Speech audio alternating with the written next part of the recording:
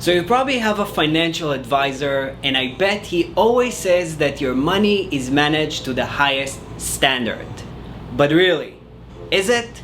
And more importantly, how do you know it is?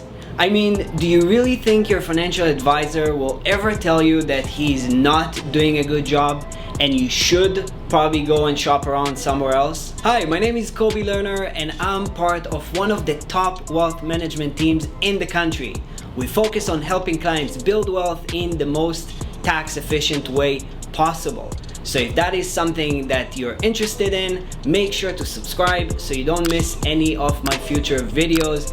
And if you like this video and you find it helpful, don't forget to hit the like button. It really does help with the YouTube algorithm. And in today's video, I'll be talking about why you should not go another day without getting a second professional opinion on your finances. So let's jump right in.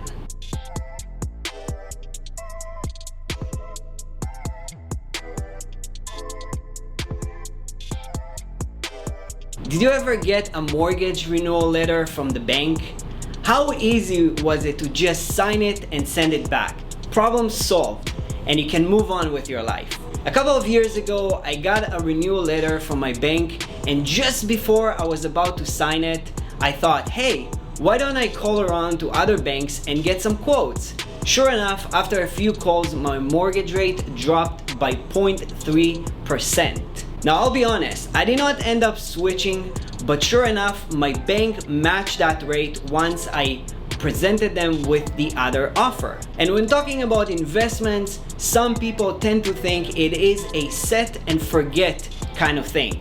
But in reality, the market changes just like the weather does, and you would not be wearing your winter jacket in the summer now, would you? Your financial situation is constantly changing, and a scientific study done by Cyrano shows that investors with a financial advisor were found to accumulate 3.9 times more assets after 15 years. And now when you talk about investing, there are 4 important points to take into account: the financial plan, taxes, fees, and of course, the investments. Now let's start with the financial plan.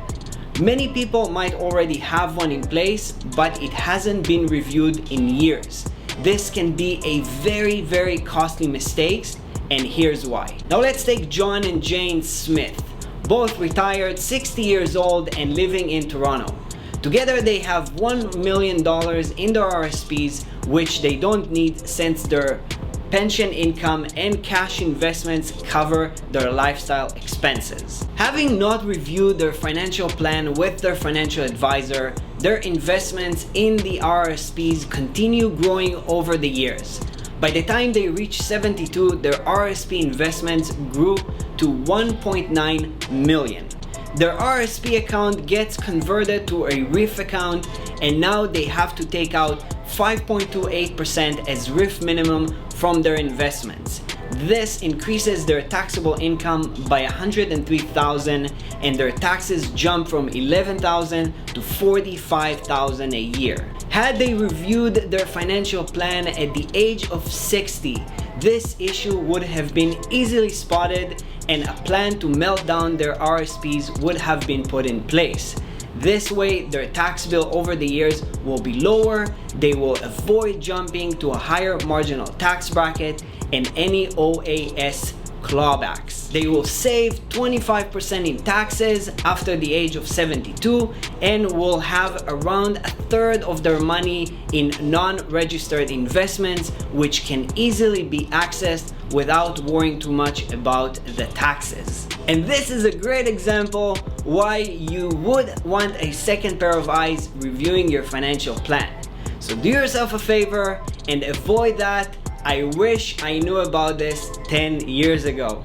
And another important point is the fees. Now let's assume that John and Jane have 3 advisors as follows. They have $250K with firm A paying 1.5%, $550 with firm B paying 1.25%, and $200K with firm C paying 1.6%. Getting a second opinion, they would have find out that the account can be easily consolidated with any of the firms. and they would benefit not only from better service as it is a larger account now, but also their fees would drop to 1%, helping them save over $35,000 a year.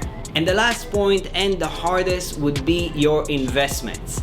I mean, taxes and fees are very straightforward. If you save $1 in taxes or fees, that's a guaranteed return in your pocket.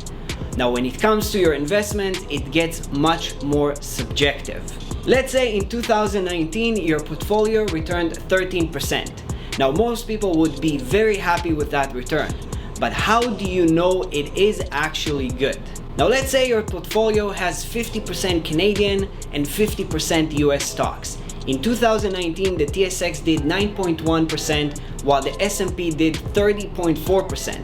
The benchmark return for your portfolio is 24.75%. All of a sudden, your 13% doesn't sound so good after all. Getting a second pair of eyes providing you with a benchmark on your investments could help you understand how your portfolio is doing, your asset allocation, risk, and strategies, if any. That's it for today's video. I hope you find it valuable, and if you haven't done that already, make sure to hit the like button, and if you want to see more videos like this one, don't forget to subscribe to my channel so you don't miss out on anything important. Also, don't forget to hit the notification bell so YouTube notifies you when a new video is uploaded. If you have any questions or if you want more information, make sure to leave a comment below. Thank you very much for watching, and I will see you next time.